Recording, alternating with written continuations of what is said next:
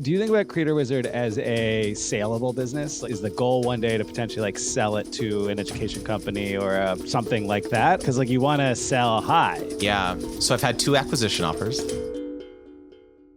Awesome. We've got just some more on Creator Logic. I'm excited about this. What's up, man? Excited to be here. I've been following you on LinkedIn for a long time. And then, obviously from LinkedIn have been funneled to like YouTube and all the other stuff. And I myself have been thinking about more brand deals and long-term brand partnerships. I've successfully gotten 1 or 2, and so I want to do more. And Creator Wizard is on my roadmap. Let's do it, man. Heck yeah. But in the meantime, I'm excited to have you on Creator Logic, talk about your business, because I think it's really interesting. Also listened a couple of months ago to your conversation with Jay Klaus, who has also been on Creator Logic. And there's an interesting discussion there about like cohort-based courses versus on-demand course, I guess.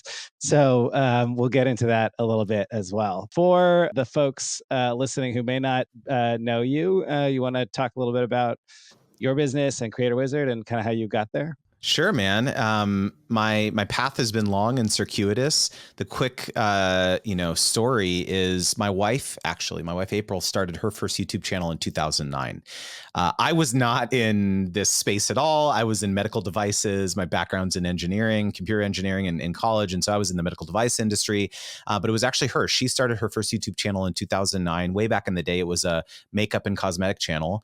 And this was like way back in the day before, the AdSense partner program was just starting. It was very nascent.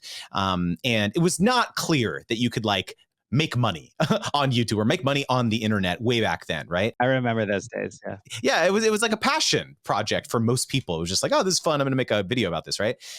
Brands were not really, collaborating with people in earnest. So, a few things here and there, but it was not like influencer marketing was not really the beast that it is today. Yeah, you were actually lucky if you got seeded products back then. Yeah, exactly. And that was in fact like how it started is like brands would reach out and offer free stuff. And so at that time we were in our young 20s. We were like, my wife was like, yes, free makeup, free beauty products. Like, heck yeah, let's go, send it over, and so, that was the model for years, dude. It was like, we were just stoked about, getting that, getting free product. And so a couple of years into it, obviously kind of realize like, okay, maybe we're kind of getting the short end of the stick here, when we have hundreds of comments being like, thanks, I just bought it. Thanks, I just went to the store and bought it. Thanks. Right. And so it's like you have this aha moment that by this time I was in business school taking all these classes around marketing and advertising. And I was just thinking here, I told my wife, I was like, I don't know. I feel like we should ask them for like money next time. She's like, I don't know. They're not going to pay me money.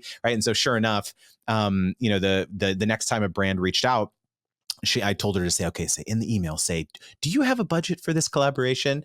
And sure enough, this brand, one of the first brands we asked, came back and said, sure. If you include our products in 2 videos a month, we will pay you $700 per month for 6 months.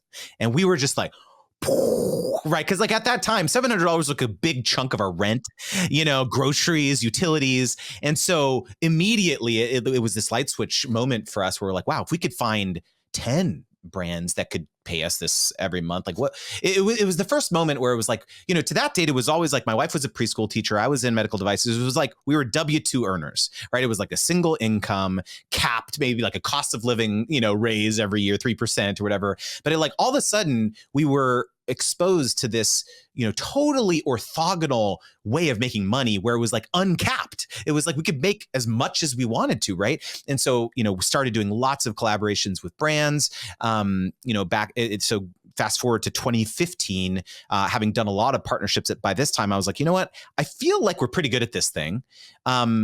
Maybe I could go out there and get deals for other creators, right? Because I feel as though, brands are always telling us like, wow, you're our favorite creators to work with. You're so professional. You're so communicative. You're on time with everything. And so I was like, maybe I could package that up and sell that, as an agency, basically to essentially execute these campaigns for these brands. And so that's what I did. Started an influencer agency, paid out millions of dollars to other creators in campaigns. And so about 3 years ago, this was kind of the Jekyll and Hyde of my personality. Been in the trenches for many years doing deals as a creator, but then have, was on the other side of it, was kind of in the boardrooms with these big brands and big advertisers where they're now deciding, okay, we want to spend $1 million now, not just like 5,000 for you. It's like $1 million across 100 creators, and what's the platform strategy and the types of partners, right? So totally different conversation. And so, kind of decided to just make some YouTube videos. I was like, I see a lot of mistakes that creators are making that I don't think they realize when they're interacting with a brand or or trying to negotiate or pitching them or this type of thing. I didn't realize you had the brand agency and then you started YouTube. Yeah, exactly. So I had the agency for 7 years, or actually 5 years by the time like when I started the YouTube channel. And so yeah, I had the agency for many years prior to doing my Creator Wizard YouTube channel. But you had a family YouTube channel as well, I right? did. We had a Like that. family YouTube channel. Yeah. So along with my wife's channel, we started a cooking channel, then a family vlog channel. And so that was we kind of, developed the kind of the MCU version of Right. our family brand. It started with your wife as the creator. Yeah. You saw the economic opportunity. You worked with her to build the family channels out as the business.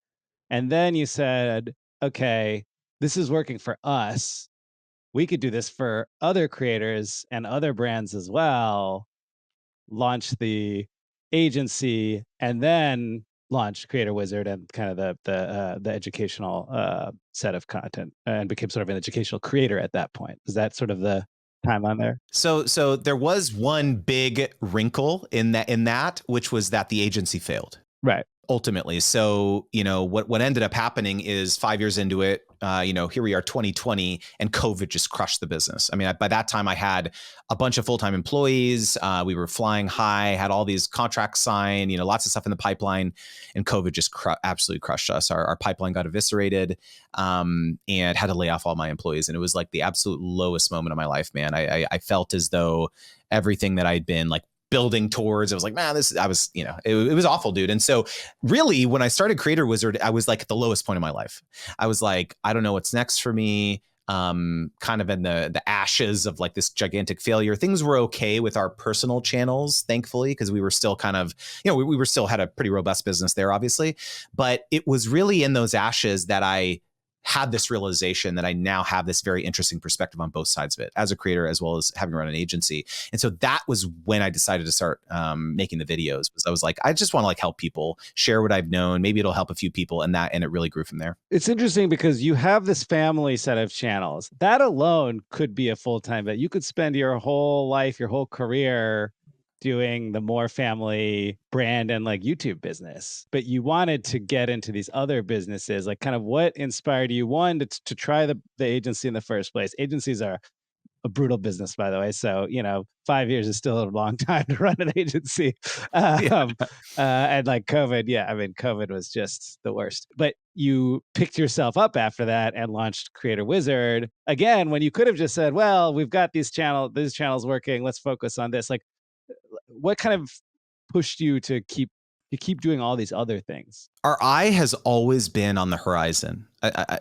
Honestly, even at our peak, when we were doing like, let's say 25K a month revenue just on AdSense on the YouTube channel, I always would look at April and be like, this can't last forever. I always was just like, there's no way that people will wanna, are interested in our lives and following our daily, adventures. Like there's just no way. The other thing too with family content is that it's very much tied to life milestones, right? Getting married, getting pregnant, having your kids, buying your homes, like a lot of these big moments, and everyone's super excited about following and things like that. And then when you get on the other side of a lot of those moments, unless you're manufacturing drama and events and things that's interesting for people, there's kind of a natural decline for a lot of family influencers who don't adopt more kids and have more kids and things like this. I could go on and on about that. So from my perspective, I was always thinking like, okay, let's capture the tiger by the tail while we have it, while we have a lot of these great relationships and had a lot of great momentum to diversify the business. And so that was the agency. That's why I started the agency to begin with. And that's also, why I started thinking about Creator Wizard as well, as like kind of what the next chapter was. Do you think about Creator Wizard as and we'll get into the specifics of all this in a moment, but do you think about Creator Wizard as a saleable business? Like is the goal one day to potentially like sell it to an education company or a roll up of creator companies or something like that? Or is it like how are you thinking about that? Because you'd mentioned longevity, right? It's something I think Yeah. about too. It's like, well, Yeah. at some point someone else is going to have better or different experience than I am, and I won't be the guy to talk about, creator business anymore. And then what? And so like, I'm like, well, creator logic, maybe one day someone will buy this little media property that I'm building. And like, maybe that's the thing that will let me not worry about that. But I'm curious how you think about it. Mm. So I've had 2 acquisition offers. Okay. All right. All right. Legitimate ones, Yeah. from companies that you know. Yeah. Um, and I've turned both them down. Hmm. Frankly, it's not something I really thought much about when I started. Let me say that. There's a reason why I started the business called Creator Wizard and not Justin Moore. So for sure, I was like thinking initially, I was like, okay, I want a brand name behind this. Maybe one day, there'll be like other people who can help with this type of thing. So yeah, I was like thinking like long term about that. And so I was somewhat conscious of that in the beginning, but I've been running this as like a personal brand, like for sure. Like that's been the playbook for the last several years, but it very much surprised me when it was like, oh, like this inbound interest came, and through the due diligence process and understanding the community that I've built is a very specific type of creator persona. That has been the most interesting part, which was like, there's a lot of entities that are very interested in finding people who aren't just screwing around on TikTok, right? Like finding the people who are like taking this seriously, wanting to make money, driving a livelihood, investing in their business. And so the people who are spending money on my courses or my coaching and things like that's like a particular type of creator, right? And so that's the thing that surprised me most about this conversation, because you're right. Like here's really what it comes down to is like, I pulled that thread, Avi. I was like, okay, I sell it. There's a earnout, basically, right? There's like, there's going to be a certain period of earnout where I have to stick around. I'm the personal brand. There's some sort of transition period where we introduce new faces and this. And then what? Like I sit on a beach for 3 months and like that seems awful. Like and I love talking about this. I could picture myself talking about sponsorship strategy for my entire career. I love it so much. And so like, why would I sell that? Why would I do that? And so I don't know, maybe I'll have a change of face and, change of heart in 10, 15 years. In fact, I was just listening to Amy Porterfield on Jay Klaus's podcast recently, and she also was saying like, yeah, we're actually thinking about transitioning from the Amy Porterfield brand over to like another brand. So maybe it's not me, eventually when I retire. And so, yeah, I mean, like, probably that, maybe that's something I'll have a change of tune about, but it's been a real existential thing I've been faced with recently. Yeah. That's super interesting. It sounds like the passion that you have for what you do is almost in conflict with the like idea that nothing lasts forever, right? Like, cause like you want to sell high. Yeah. Well, you know what?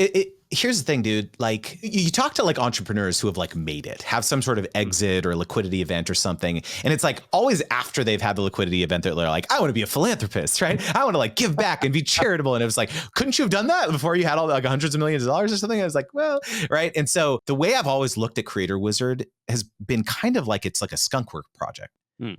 It's like, I never needed to make money on it because my wife and I have a great business doing our personal social media stuff. Like, it's not like that's going away anytime soon. And so every single like milestone of like, oh, made 5K. Oh, cool. Made 10K. Oh, now I'm made 100K on the course, coaching and courses and like, oh, every single, oh, I grew the newsletter, like, another 10,000. Cool. It's like, it was never like life or death. Right. And so I've treated it as this like massive series of experiments. And so I think that it's been liberating and freeing in that regard because it's not the main hustle, or I guess I haven't looked at it as the main hustle for so long that I'm not attached to it in that way. Meaning that the decisions don't feel like life or death or like, oh, like, is this gonna, what's the perception going to be if like I wanted to sell it one day? Is this like going to screw up the saleability of it? It's not scalable if I acquire customers this day or whatever. I've never thought about it that way. And so it's been somewhat liberating. The other thing too, is that the attitude that I have around attracting customers, you'll find this interesting, is like with the agency, it felt like I was pushing a boulder up a hill for a lot of it. It was like trying to chase new clients and convince them to work with us. And this, the proposal, the RFP process, and like all that was just, it felt so exhausting all the time. Like you said, the agency is just like, man, it's crazy. And so it felt like I was like knocking on doors constantly, right? By the way, it didn't feel like that in the beginning. It was like a shift, right? When it started getting more saturated. But for the last 5 years of the agency, it felt like that. But with Creator Wizard, everything has come to me, dude. I have not reached out to one creator, a single creator, and been like, take my course, work with me, hire me for coaching. It's everything has been inbound. Right. Everything has come to me because of what I've put out there into the universe with the YouTube content, the newsletter, and all that stuff too. So it's just been like a totally transformative experience. And it does not feel like work. It doesn't feel like a business. It just feels like I'm I'm just like helping people and they're paying me money for it, which just feels great. Right. People want what you're offering rather than you trying to convince them that they want it. Mm-hmm. That's cool. Mm-hmm. I like that. Well, we could spend all day talking about this, but let's get into the specifics of your business. Yeah. Trying to decide, like, should I include your family stuff in the business breakdown? Because there is an interesting, like, to the point we were just talking about, like, you don't need to do Creative Wizard because you've got this business over here. So really, your business is actually a huge set of things. So I'm a holding company. No, not really. I mean, but like kinda, right? And you've had up to 3, maybe 4, like different entities in there. I mean, I found all the Creator Wizards, like Creator Wizard, YouTube, Instagram, Twitter, TikTok, LinkedIn. Are there other Creator Wizard kind of audience sources? Yeah, I mean, the private community, maybe. I've got about 2,000 creators in there. What do you use for that? Circle. And then I've got, about over 30,000 creators on the newsletter now. It's those are the primary channels. Yeah, in addition to social. I think I will include your family stuff just because I think it's the whole picture. Is that still kind of big and running, or is that sort of back burner now? Like how is that? So on the topic of diversification, it's been a big motivation of mine, dude, to like let my wife slow down. Honestly, like totally, I'll just be vulnerable here for a moment. Like, a lot of the reasons why, brands, for a long time have come to want to work with us has been April. They want to work with April. I come along kind of for the ride, right? But it's like, oh, we want to work with April. She has the largest social media platforms and all this stuff too. We have some joint channels, but it's really her main platforms. And so that's put a lot of pressure on her throughout our entire relationship and marriage and this business that we've run together for 15 years. And so it's, starting the agency. That was one of the motivations is like, hey, let's diversify our family income essentially. And so that has been one of the most exciting things I think about the growth of Creator Wizard is that, it's allowed her to really kind of slow down on the vlog channel. We don't upload as many days a week on there anymore.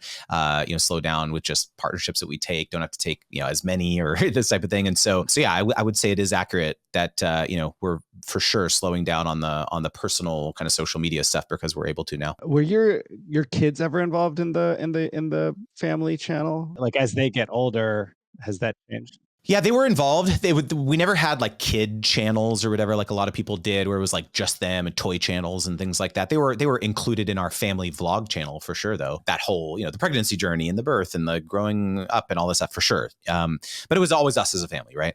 But yeah, for sure. I mean, that also is another thing we think about as the kids get older and they, do they want to be in the content as they grow up? I don't know. That's something that, is an ever evolving conversation with our kids. Our kids are 6 and 9 now. And so we've always been super, anytime that there's like any sort of partnership or sponsorship that our kids are involved in, there's a percentage of that's, put into their college fund is very robust, so it's like, that's been something that's been like really important to us growing up. And so, yeah, again, like the Creator Wizard stuff, that's another reason why I'm excited about its growth is that's another, that has nothing to do with them at all. So there's a lot of pluses to it. That's April Justin TV, YouTube, Instagram, Facebook, TikTok, Pinterest. Are there other audience sources for that? Amazon Live. I mean, that's been a huge revenue stream for us over the last 3 years, like live commerce. We for the last 3 years, we've done a live stream on Amazon every week, actually. So the last month or two we've slowed down a bit, but starting to do it again. Like we'll do one tomorrow. We do it every Wednesday at 3 p.m. Pacific. And so yeah, Amazon Live has been crazy big for us, dude, including with sponsorships. I'm the sponsorship guy. And so like that's been a major reason why the growth has been so big. It's because we do sponsored live streams. That's super interesting. So Amazon Live, that's a source of audience, like people discover and follow you there? Mm-hmm, mm-hmm. Yeah, so we're pretty tight with the Amazon team directly. And so we've done tons of partnerships and opportunity collaborations with them where it's some sort of event, maybe it's like Father's Day, Mother's Day, Prime Day, a lot of these big high level events. And then they will promote our streams on the highly trafficked pages, like amazon.com/Mother's Day or something, and so like we get all these, we're at the very top of the fold there. And so people discover us from these live streams on Amazon. And so our Amazon audience has grown. And then they've also carried through to other platforms like Instagram and stuff once they found us. That's super interesting. I think you're the first creator I've met who's actually like built an audience and then monetized them that way. You're like an onion, man, like layers on layers. We do a lot of things. I'm very, very exhausted most of the time. I don't blame you. I'm like, how do you have the energy for all this? So in terms of like the different sources of revenue between Creator Wizard and April Justin TV, I assume, like, it sounds like there's quite a few. I mean, the ones that I listed just off the top of my head were like cohort-based course, coaching, brand deals, of course, AdSense. Are there other platform revenue sources? Now you're telling me live commerce, maybe affiliates, if live commerce is also one. And what am I missing? I think you got almost all of them. Yeah, dude, the sponsorships for Creator Wizard in particular have just come out of nowhere, dude. Like, I was not expecting that, because we've gotten sponsorships for years on our personal channels, but sponsorships just for Creator Wizard is like a 20 to 25K a month revenue stream now. And that was like not even here like a year ago. It's just like crazy how things can change in this landscape. And so I kind of, when I turned on that lever, that also freed up a lot of being able to invest that back into the business has been huge. And so, yeah, so this is like, yeah, we have sponsorships for the personal side of the business, but also sponsorships for Creator Wizard. Yeah. The on-demand courses you were mentioning between the cohort and on-demand, the on-demand courses, I think we just, basically for the first, I've run this course called Brand Deal Wizard. I've done 10 cohorts of it. And introduced an on-demand version about a year ago, which is a whole other conversation of like why I did that and that process. But we just passed the like tip over point where there's now more alumni of the on-demand program than the cohort. And so that was fascinating because I was just really unsure, like, I thought, man, people really I think they want the accountability, and there's so much magic in the live environment and getting to, breakout groups with, other creators and all this stuff too. But it's just been so interesting to me how, the on-demand program there's been so much more appetite for that than I expected. So yeah, I think you rounded out all the revenue streams. Yeah. Speaking too. Yeah. Speaking. Right. And soon the book. Right. Have you announced that yet, or are there people? I have. Yeah. So I'm excited. It's called Sponsor Magnet. Yeah. How to attract, price, and execute your dream sponsorship so you stop leaving thousands on the table. It'll drop late 2024, early 2025. Dope. That's super interesting. So you teach about brand deals, you get brand deals, and pretty significant amount of brand deals, but the courses are actually the primary driver of the business. From an economic perspective or a business perspective, like what do you think the reason for that is? There is nowhere to go to learn this stuff. I think that's why. Is that like when you're in a professional job and you want to advance in your career or get a raise or get a bonus or whatever, what do? You go back to school, you get a certification, you do these things to prove to your superiors that you're worthy of those things. But when you're a creator or you're running a media business and a non-trivial percentage of your revenue is sponsorships, where do you go to learn that? There kind of is, your only options are either to try to find a manager or try to find someone to be a broker or your agent on your behalf and hope that they know what they're doing. Or you try to bumble your way through it yourself and make a bunch of mistakes, which is what we did, which is what so many of my friends did. And so I think people are desperate. They're craving any sort of knowledge around how to do this better. And I think the other thing is that I teach, what I teach is very different than most people. There's the vast majority of like coaches out there, I guess, who are teaching this type of thing, because there's others, of course. They come at it from just the one perspective, which is like, I've been a creator and I've got a bunch of deals. Let me teach you how to do it, you know? And obviously I have that perspective, but people have always told me, and a lot of the testimonials that people have sent after participating in the program is like, what I really valued most was both perspectives. It's like understanding, oh, this is why the brand is thinking this. And I could say that with credibility because I spent the last 7 years in those rooms and having those conversations and kind of playing peacemaker when a brand would be like, this is terrible content. How dare the creator do this? And like this type of thing. And I'm like, okay, I have to pacify you. We can't say that to them. Here's how we have to package this up with a nice bow and, you know, get them to actually make the edits that you want, you know? And so like my ability to like know what they're truly thinking and how to proactively do it so that you can create a more harmonious environment and a partnership. People have said like I've taken other classes on brand deals that felt like a preschool class, and yours is like a college course. That's a direct quote. So nice. I think I teach people in a different way. And so, yeah, I think, and also the stigma throughout, I think after COVID, especially in the pandemic, that the stigma of like investing in yourself, taking an online course, like learning about this stuff has it's become more normalized, I think. Right. It sounds like the big reason that the courses are such a big part of your business is that as more and more creators come online and, you know, build their own solopreneur businesses or small businesses, this is like a critical area for them to invest in, and you are providing the best sort of courses, knowledge, service, whatever it is for those.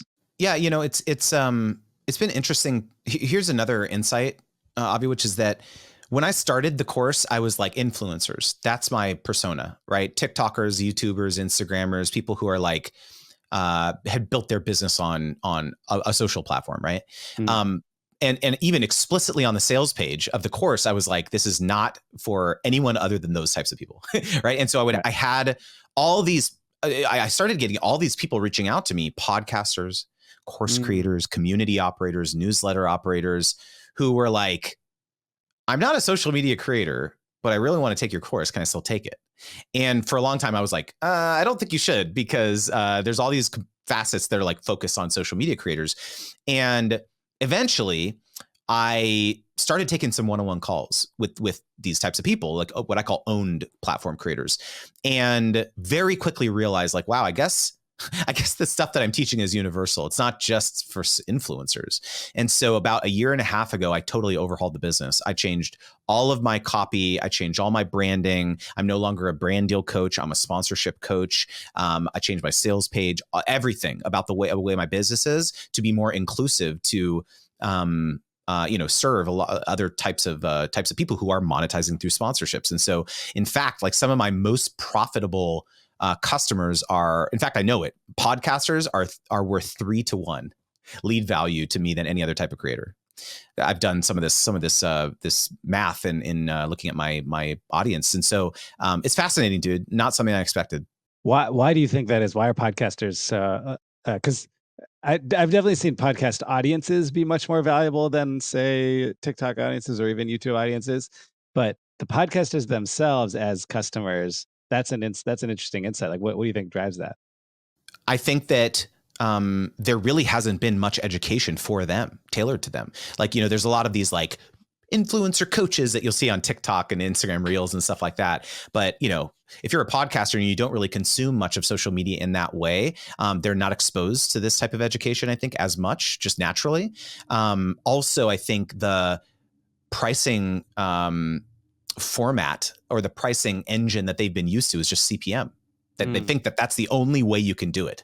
Right. Because, you know, most of the people who are reaching out to them, or maybe they're part of an ad network or something, and that's just the only thing they think is possible. And so they've never really pursued sponsorships much because they thought, well, I'm only getting 1,000 downloads on my podcast. I'm not going to do it for $25, like, you know, $25 CPM. It's not going to be worth it. And so when I come over and be like, no, actually, you don't have to do based on CPM. And they're like, right. And so I think maybe that's a reason. That's super interesting. Let's really quickly just break down kind of by platform here. Like, what is driving, and which of these audiences are actually driving your overall business? Yeah, the personal channels, it's still very much the social media. First, you know, we had a well, this is interesting, actually. Okay, so early on, when we were kind of in our YouTube heyday, and we were getting hundreds of thousands of views per video on the YouTube channels, we had a company approach us and say, hey, one of the types of videos that we were kind of best known for was relationship advice. We would do these videos where we would do Q&As and kind of talk about our perspectives on relationships and marriage and stuff like that. And those videos always crushed. And so we had a company approach us and they're like, hey, let us help you guys create a paid community, like a paid membership about relationships, right? And like helping people improve their relationships. And we were so excited. We were like, oh, this sounds perfect. Like we could help people with their relationships and marriages and all that stuff too. And it absolutely crashed and burned, dude. We went into a bunker for like 6 months and like made all this, videos and like, it was like a course and all this homework and like all this stuff was crazy valuable. Like I still look back at it and I was like, that was amazing. But we made the cardinal sin, which was that we didn't tell anyone that we were doing it. We did it all. We didn't. And we at the same time, they were like, okay, we need to build a newsletter or an email list to essentially, roll out the product launch or, the community launch when it's ready. But we didn't tell people that was the reason that we were like creating the email list. It was just like, oh, like sign up, we'll give you this kind of exclusive video and this type of thing. And very easily, dude, I'm not even joking, we got like 30,000 subscribers in like 2 weeks on our newsletter. And so once we ultimately kind of launched it, like, ta-da, our community like turned on us. It was like, oh, this was the reason. Like you guys are just money grabs, sell out, like all this stuff too. Remember, like this was 2013. Right. And so like it was way less normalized to like do paid memberships and communities and stuff like that at that time. And so we essentially stopped. We just decided to, we ultimately, we ran it for a little while. We did see some great results, but ultimately it was just like, it represented too much of a negative, thing in our lives. And so we shut it down. And so we stopped sending emails to the newsletter, that personal newsletter that we had built up. And so, fast forward, 6-7 years when we decided like, okay, maybe we should restart the newsletter. That's probably a good thing. We ran a re-engagement campaign and saying like, hey, do you still want to hear from us? You haven't heard from us in a while. And of the 30,000 people or so that were on there, only 1,000 wanted to opt back in. And so when I decided to start Creator Wizard, I was like, I'm not going to make that mistake again. There's no way I'm going to do that again. And so from the beginning, I chose the newsletter as the primary economic engine behind the business. And so any content that I put up, the YouTube channel, the social media, everything pointed back to the newsletter. Join the newsletter, because I saw many times over the years when we were building our personal business, we would grow this huge Facebook audience of 170,000 people. And then every time we would post, we get like 5% reach. We grow the YouTube channel, all these subscribers, and like, ultimately a fraction of them would watch it. And so just had this whiplash experience of like growing big audiences on social platforms and then not being able to reach them when we wanted to. And so growing the newsletter has always been the core focus of the Creator Wizard business. Got it. So the funnel is socials, newsletter, sales. Yeah, exactly. I mean, I can attribute 95% plus of all coaching and course sales to the newsletter. That's super interesting. So let's talk about an interesting thing here, which is that if you were to look at our like metrics, our like viewership and social metrics and reach and all that stuff too, we are literally at the lowest that we've ever been personally on our personal channels. And yet we're making the most amount of money that we've ever made on those platforms. And this is one of the things I talk about in a lot of my content, my courses, is that what brands are buying when they work with us is not our reach. What brands are working with us, the reason that brands are hiring us is because they know the product that they're buying, which is our professionalism. They know that we're going to hit every talking point with aplomb in the content. They know we're going to deliver it on time. They know when they come back to us with edits, we're going to do it and without giving them any drama. And so, of course, they're probably going to augment this with additional social media amplification and paid spend and all this stuff too. But the vast majority of the deals that we're doing on a monthly basis are from clients that have been in our Rolodex for 10 years now. Agencies that we worked with over and over and over, and they really don't care like that our reach is like a fraction of what it once was. And so this is what I talk about when I talk with creators. Like, look at me, like we are not like crushing it. We don't have tens of millions of followers. We never did. But what we did is every time we work with the brand, it was the best relationship. It was the best experience they ever worked with a creator. And they remembered that even if they moved jobs, moved to a new agency. And so I'm telling you, man, like all of the deals that we do have been from this, nurturing those relationships. And this is what I teach. I love that. There's actually a manager that I know who's one of the good ones, I'll say, Yeah. who his favorite phrase is the best business is repeat business. Dude, it's so funny though. It's funny you brought this up because like I'm such a dork that, because I'm like a computer science major in undergrad, and like this is what I did at the beginning of my career. And so I sit creators down and I'm be like, okay, I'm going to teach you 2 terms from the software world that you need to care about: churn and LTV. Right. And like they're like, what is that? And so I like talk about the process of like, okay, you don't want to just work with the brand once and then never talk to them again. Right. You want to increase the amount of money that you're going to make with this brand over time. And that sometimes that may mean not taking every dime off the table on this initial deal. That's not the goal. Right. And so it's funny because people are just like, it's a very foreign concept to people, but like, this is how we built our business. It hasn't been about, these huge, 6-figure deals that we're inking. Yeah. This is something that I personally struggle with, I think, because, I was a talent agent at one of the big agencies that is notorious for taking every dime off the table where possible, and quite proud of it, actually.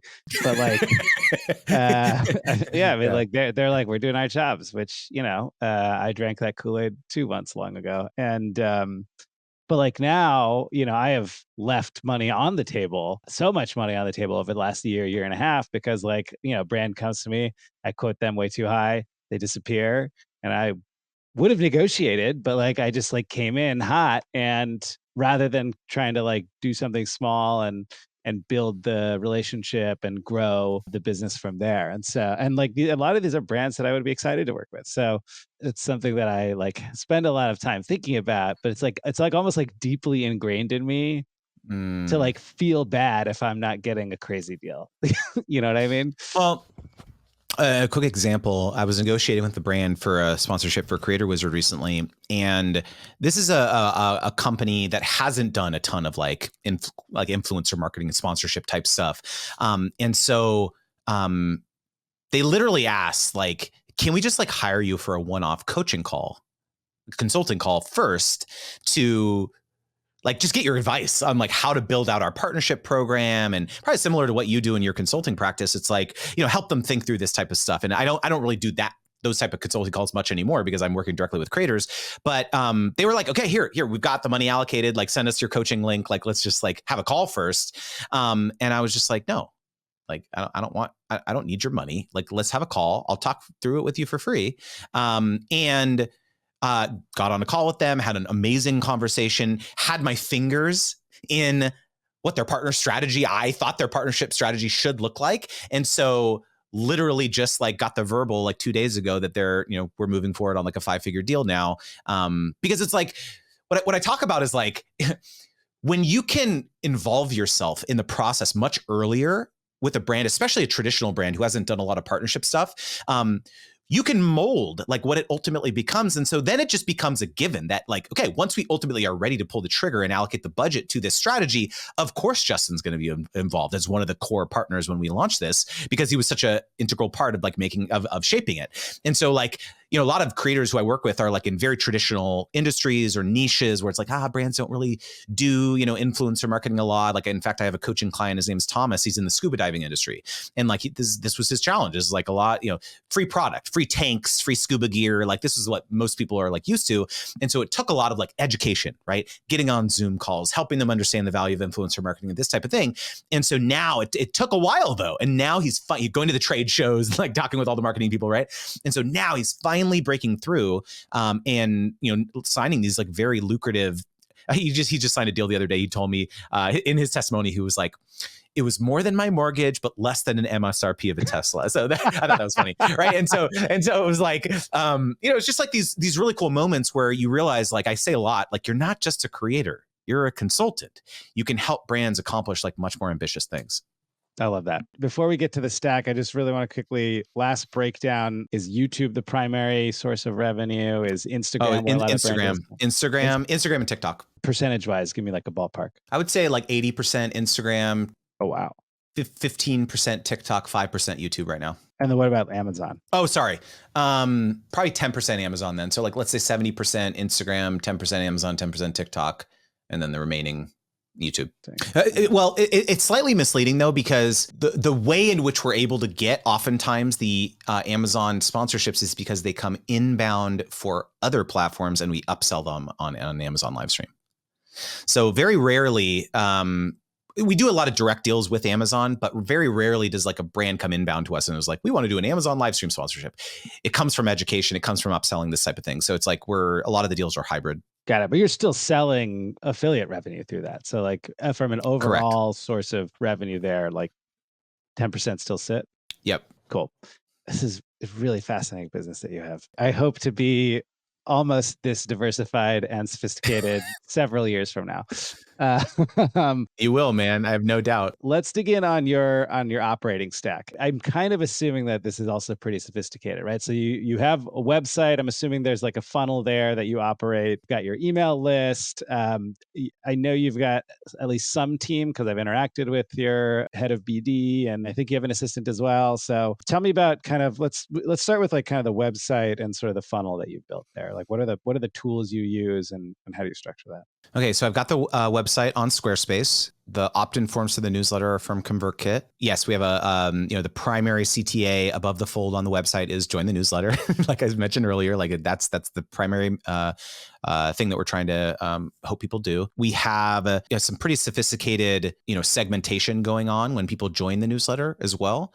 So they, if I look at it from like a flow, right, you land on, I rank for a lot of like pretty high value search terms. So like how much to charge for a brand deal, for example, like I'm number one for that, or at least I was last time I looked. And so like, people land on that, they opt into the newsletter, and then they're immediately met with a personalized segmentation survey. So it says, hey, would you mind taking 30 seconds to tell me more about yourself so I can send you more personally relevant content? And so it's a series of about 6 or 7 questions. The number one question is like, what's your biggest goal this year as a creator? And I use the answer to that question to send them different things in the newsletter. And so the 5 options are like, I want to quit my 9-to-5 job, or I want to diversify my revenue streams, or I want to make more money on sponsorships, or I'm getting a bunch of free products and I want to like figure out how to actually get paid. Again, there's one more, but like those are the main ones. And then there's some other like questions that they ask about their learning styles and, some high level follower, platform focused questions and things like that. But it's really that first question. That's what I care about, because I use that to put them into, I have like an automation in ConvertKit called the sorting hat, basically. And so like they come in and it's just like, okay, where are they? I send them like a welcome, email with, what to expect every week. And then they go down one of these like channels of like, that have different emails in different orders based on their objective, right? Because I want to, serve them based on what their goal is, right? So that becomes like kind of an ongoing nurture sequence that they get sent once a week on Saturdays. And then in addition to the weekly nurture sequence on Saturdays, I'm sending out 3 broadcasts a week. So it's 3 new broadcasts a week. So it's 4 emails that people get every week. And so it's Mindset Monday, which is some kind of thought, either a written piece or some YouTube video that I published recently. Tool Tuesdays, which is relatively new. It's like a focus on some sort of tool I'm using in my creator stack. And then Take Action Thursdays, which is my sponsorship digest. This is like where I'm sending you actually paid sponsorship opportunities that you can apply to. So which is like, that was kind of the, primary, for a long time, it was just Thursdays, like just that email. And so I've really built out the cadence from there. Speaking of the personalization, you were kind of talking about the kind of what's going on under the hood. Not only am I using people's, answers to that survey to put them to different email sequences, but I'm also using that to personalize the content that they get served for sales offers, for my coaching and my courses and things like that. And so I have a pretty sophisticated kind of engine for how people get sent different testimonials based on what they said. So if someone said, hey, I want to quit my job, that's my main goal this year, I'm going to show them a testimonial of someone who said, I was able to quit my job after participating in Justin's program. Because at the end of the day, you want to hear from people that are like you, that have the same problems that you do. And so, that's a big, thing. I also have a personalized offer recommendation widget at the bottom of every email. So I have a custom field in ConvertKit that, says what people have purchased, from me in the past, as well as what things they've participated in. So for example, I have a free masterclass, like an on-demand webinar that it's like a 90-minute webinar that I teach my entire pitching methodology. And so this is one of the first things that we encourage people to do. It's totally free. And I talk about my paid stuff at the very end of it, but it's like a super valuable masterclass. And so at the very bottom of the email, if they have not taken the free masterclass yet, they said, hey, take the free masterclass. You haven't taken that. And then also maybe I put a link to my course. And then once they join the masterclass, they no longer get shown that. Or once they join the course, they no longer get shown that. They get shown other things like coaching or stuff like that. And so, but again, like these are things that I've built out over years, dude. Like, it was just like, I was adding on like more and more and more over the years, but I didn't have this in the beginning. Yeah, I was gonna say, so you created all of this yourself? Did you hire some expert to like come No, up with the flow for you? I Like, did. I did a lot of it myself. I did a lot of it myself in the beginning, like a lot of the automations, and ConvertKit makes it pretty easy to do that. But I hired various copywriters. I've hired various people to like come in and write liquid code in my ConvertKit. I hired my good friend Brennan Dunn, who had an agency, helping implement a lot of these kind of personal recommendation widget. He did the recommendation widget for me. And so I've always opted to like hire specialized experts to do this type of stuff versus trying to like fiddle with it myself. Awesome. In terms of your coaching, what do you use for like scheduling, payment processing, storefront for that and for the courses? So I use a couple of things. So I use Calendly to schedule. I have two different types of coaching, public and private. My public coaching is or my private coaching is like 1 hour, $1,000. It's in private. No one will hear. It's just like personalized just to you. However, I started doing something which is kind of cool, which is called public coaching, where you can pay me half of my rate as long as you let me publish it on YouTube.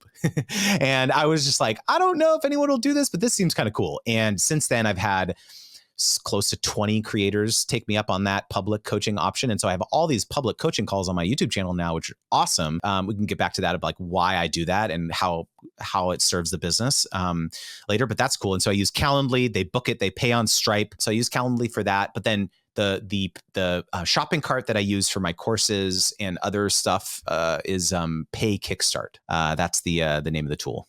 How did you pick that over there's other like Kajabi and all there's a lot. Yeah. So my friend Patty turned me on to it. I primarily picked that one because I was looking for something that had a really sophisticated affiliate tool built into it. And so a huge part of my business has been built on referrals, like word of mouth referrals, like creators taking my programs or hiring me and then recommending me to their friends. And so like something like 25-30% of my alumni were referred from someone who took it. And so I really wanted something that was flexible. And so Pay Kickstart has great tooling for affiliate stuff, affiliate management. Got it. So when you say affiliate, you mean like you have a customer or a client, they're happy with you, they refer someone and they get paid a chunk of what that person. Exactly. Yeah. And so, and critically, they can create an affiliate link for anything. So they can create custom affiliate links. So like, hey, maybe they wanted to send people to my masterclass, or maybe they wanted to send people to, some other YouTube video, whatever. They can create custom links. And if that person ultimately signs up for my course, they'll still get credit. And so a lot of the other affiliate tools don't let you create custom links and do kind of sophisticated stuff like that. Got it. So sorry, you're saying that like even if you link it to something that isn't paid, like a YouTube video or your newsletter, eventually. Yeah, it puts a cookie on their machine. Okay. And if they ultimately enroll, then they still get credit. That's great. You mentioned that for your community, you use Circle. Yeah, I mean, I was on a private Facebook group when I started, and it absolutely sucked. Then I transitioned to Geneva, which was a free option. I did use that for 2 cohorts. And then I ultimately decided that this is just unsustainable. I need more organization. The community was growing. And so I ultimately moved forward with Circle on that. I think part of it was like, my good friend Jay Klaus had his community on Circle, and I was in his creator science lab, and I was like, okay, this is sweet. So it was pretty much as simple as that. Nice. Do you use anything for like link in bio, or do you just link to your website? I just link to my newsletter opt-in page everywhere. This is the way. Yeah. Do you use anything for project management? Like, how do you track all of these things that you're doing? Yeah. So Notion. is we have like a headquarter kind of Creator Wizard HQ in Notion built out. And that's where we manage everything, all the content, the newsletter stuff, the podcasts, planning, internal SOPs for the company.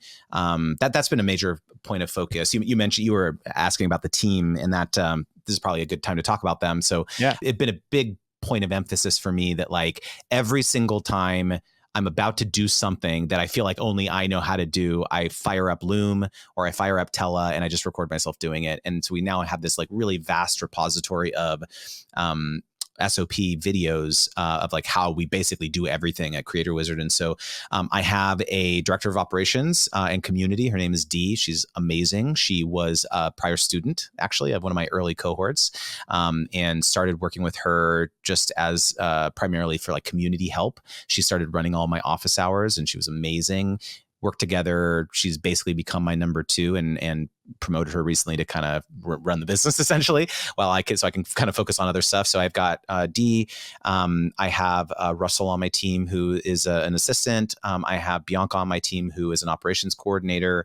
And then I have a bunch of freelancers as well. So video editors, thumbnail designers. For a long time, I hire a lot of people on like project basis stuff too. So like content strategy stuff. For a long time, I had a content strategist like every single month for like 2 years, helping generate a lot of the content that I was putting out on Twitter and things like that as well. But haven't done that for a while, just because I had this huge, vast like back catalog of stuff that I repurpose now.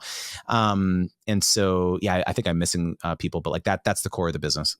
Are those all full-time or are they like mostly contractors? Yeah, other than the contractors, like the video editors and stuff like that, they're all, we're all working together. Well, another thing that we use is Google Workspace. We live in there, so like Google Chat Spaces, things like that.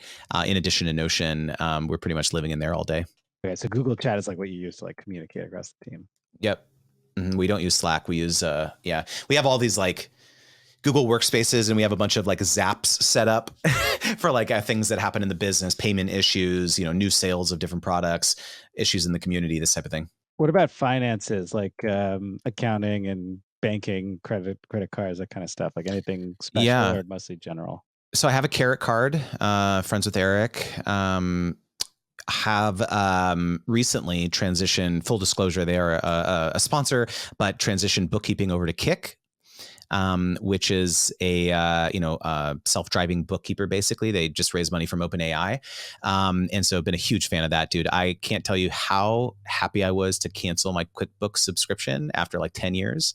So I had a previous bookkeeping solution that I worked with for many years, and I had to have two different QuickBooks accounts, right? One for the personal business, one for the agency, et cetera. And so it was like, it sucked. I hated it. I hated my life. My 2023 taxes, dude. I'm singing this from the rooftops, honestly. $17,000 I saved by going with Kick. And so it's like, also they're catching things that, my previous bookkeeping solution wasn't. So, and using AI, that's the thing I love, is like being able to like self-categorize stuff and dude, it's just like, it's such a dream. So yeah, again, full disclosure, they're a sponsor, but couldn't be happier. That's awesome. What do you use for video production? Is it because I look really handsome? Is that why you're asking? You do have a great setup. And mine, honestly, like I'm like in the front foyer. This is the foyer, basically. That front door is right there. My shoe rack is right here. It's like, dude, I got you, man. But my first setup, if you go back and watch some of my early Creator Wizard videos, I used to have a bed. This used to be a guest room in here. Yeah. So like I had taken the doors off of the closet. Literally, I took the doors off the closet and I put my desk in the closet, and I was like shooting, and you could see the bed in the background. It was just like, it's okay, it's all right. Everyone starts somewhere. So yeah, I have a Sony A7 III is the camera I'm looking at right now. I have a teleprompter, so I'm looking directly at you right now because it's like on a teleprompter with an iPad and a beam splitter. I hired Kevin Shen. Kevin Shen is like the Dream Studio guy, Dream Studio course or whatever, and I hired him for a coaching session or one-off session, and he helped me dial in everything. So I figured all the lighting, and I actually have a top light right here. Okay, watch this. This will be fun. Okay, so I have the remote right here. Okay, so top light. Here we go. Okay, so I have a top light right here. It's about 6 inches behind me. And watch the difference when I turn off the top light. Oh, of course, the battery is dead. Oh, the battery's dead. It was going to be such a dramatic thing. Oh, actually, hold on. I'm gonna like just unplug it. No, I can't. But it makes a big difference. So like, there's like weird things that you won't think about until you like have a professional do it. So yeah, I've got lighting. I've got the Shure SM7B microphone. I'm using a Rodecaster going into that. I have a Mac Studio. I had a Mac Mini initially when I was trying to film, and it sucked because I was on Zoom calls or something like that, and it just the horsepower of the processor couldn't keep up, and so I upgraded the computer. What else? I think that's it, right? That's great. And so you said Kevin Shen, and Dream Studios helped dial everything. I'm gonna have to look that up. Yeah. When you distribute your content, are you using any software for that, like Repurpose or anything like that? Are you uploading direct to platform?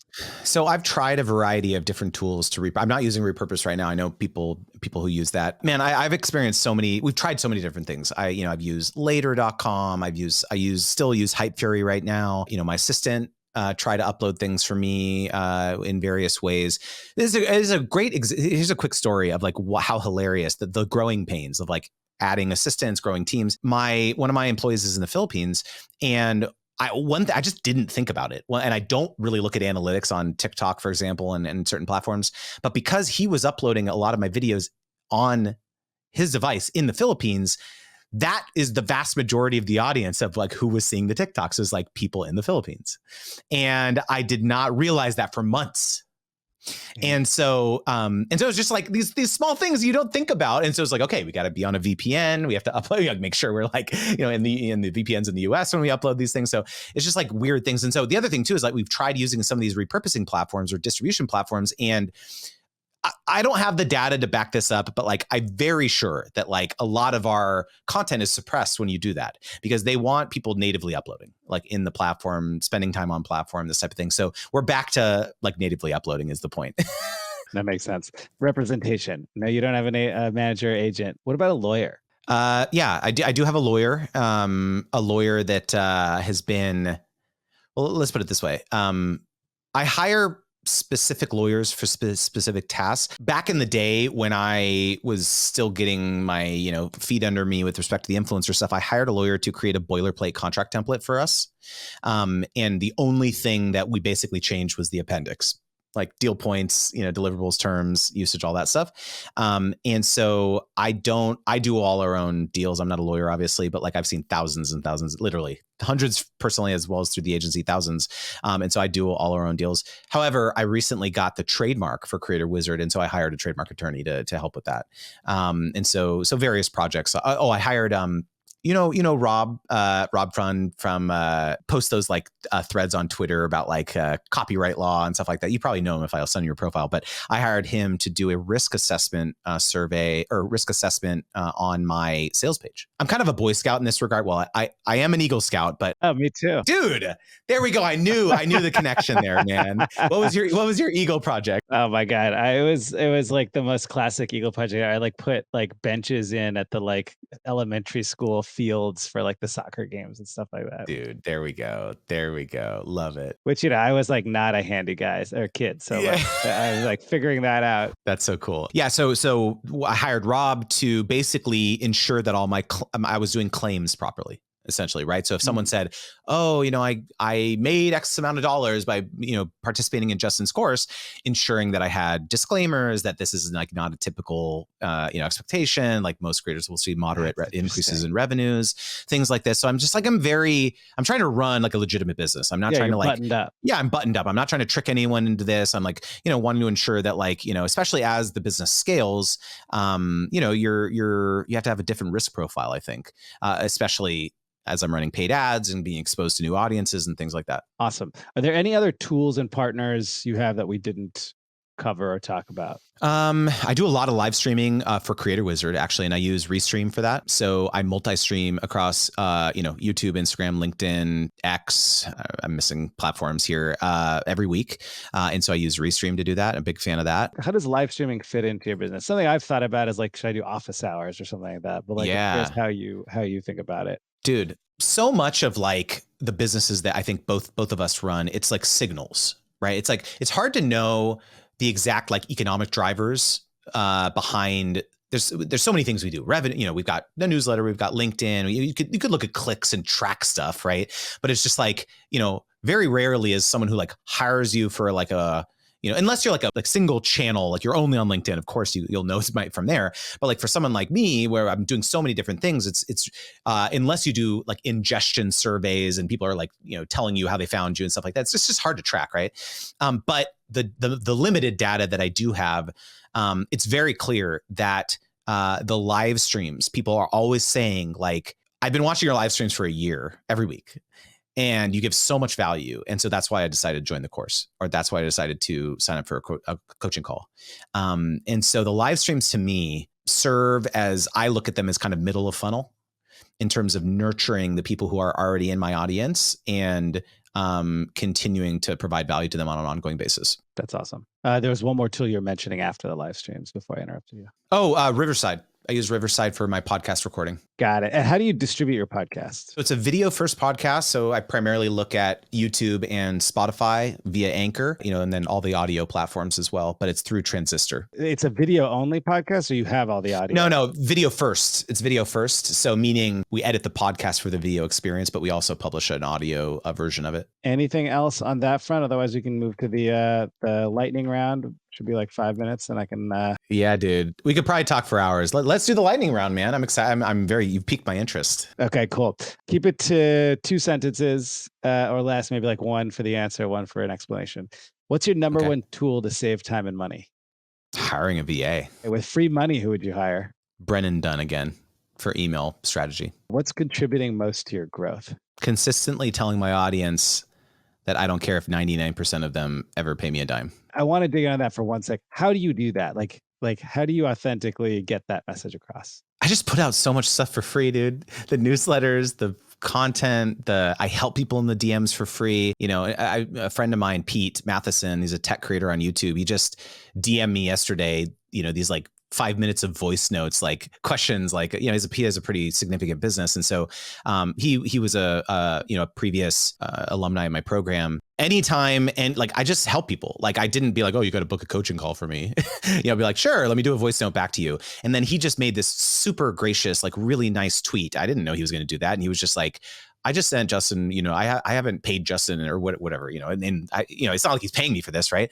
He'll always answer me, follow him for sponsorships, this type of thing. And then I got a bunch of new followers and it was just like, it's this culture, I think, of just like, I'm not looking to nickel and dime people. Like, if you want to join my asynchronous coaching program, sure. Like, is there people who in the DMs could I say you need to book a coaching call for this? Yeah, probably.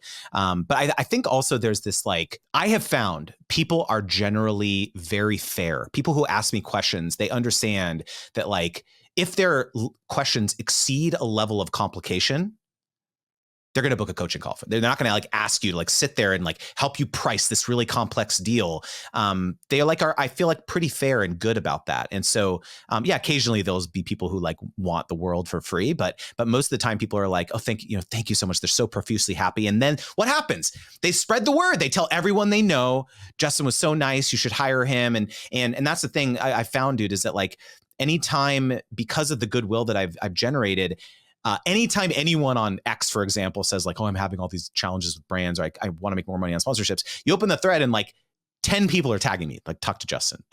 So it's just like, it's pretty sweet, but it's been from just like giving back a ton for free. I love that. What strategies or habits do you swear by? Not looking at my social media analytics ever.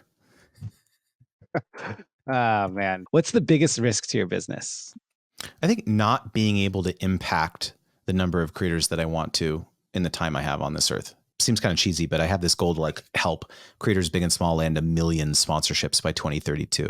And it's not just a number for me. It's like, it's not 1 million creators, it's 1 million sponsorships, because it's so much more exciting and meaningful to me to like help one creator get 100 versus like 100 creators get one, because it's all about sustainability and livelihood, right? This is my challenge right now, is like, for example, if I wanted to impact the most amount of creators, I would make my course $50.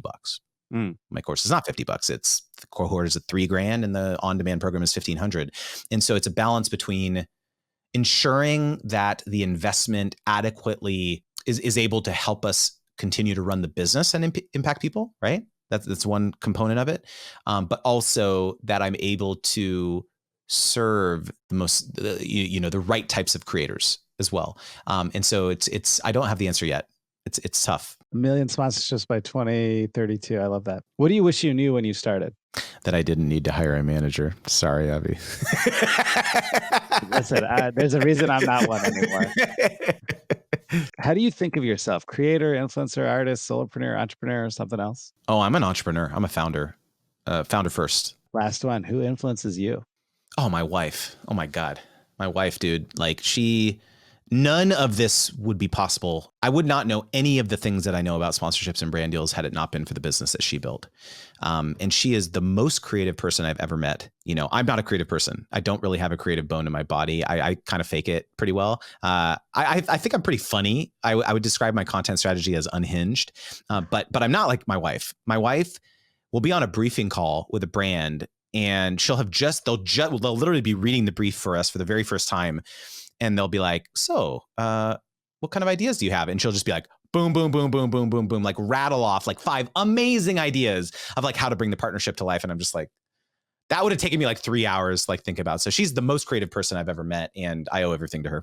I love it. Well, this has been great. I feel like I could write probably 3 articles from this one interview. So I'm gonna have to figure out how to extract the most value into writing, and then I'll put the rest on YouTube. But really appreciate your joining me here. Hell yeah, dude! It was a lot of fun, and if anyone wants to learn more, as any good creator should, go to creatorwizard.com/join. Yes. Sign up for my free weekly newsletter. I'll send you paid sponsorship opportunities for free. Like, why would you not want to join that? That is a hell of a pitch, and I assume they should follow you on all the other socials as well. But really, the newsletter is like they shouldn't. No, the just the newsletter. All right, you heard it don't here. follow me on socials. Only the newsletter. This is people suck at this. At the end of podcasts, they're like, "Oh, follow me here. Go pull up Instagram. Follow me." No, creatorwizard.com/join. Creatorwizard.com/join. We love it.